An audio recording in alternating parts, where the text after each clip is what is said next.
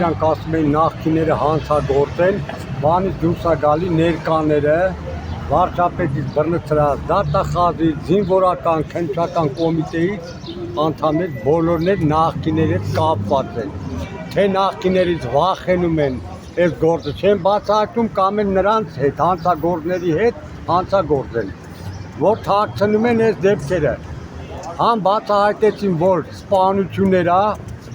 Վարդապետյանը, որ ասեց հոդվածը կփոխեմ, ինձ տվեք 2 ամիս ժամանակ, արդեն անցել է 2 տարի,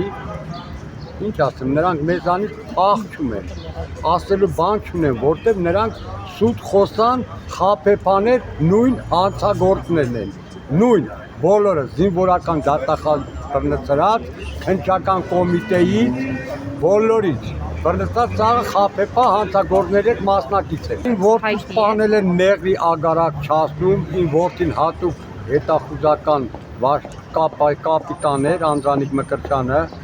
նա ծառայում էր Երևանի սպեցնազում, հետո մի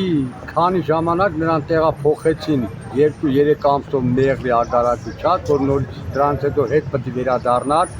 Դե նրանք Անդրանիկից խուսափում էին նրա համար, որտեղ Անդրանիկը մասնակցել էր Թալիսի պատերազմի հերոս էր, 1 տարի հետո երեխի գլուխը կերան ինչի համար, նրա համար, որ Անդրանիկը իր ջոկատով պոստեր էր գրավում, ասում էր արեք պոստերը դիցքավորվեք, մենք առաջ գնայինք, Անդրանիկին ասում են քեզ ով ասե պոստեր գրավեք։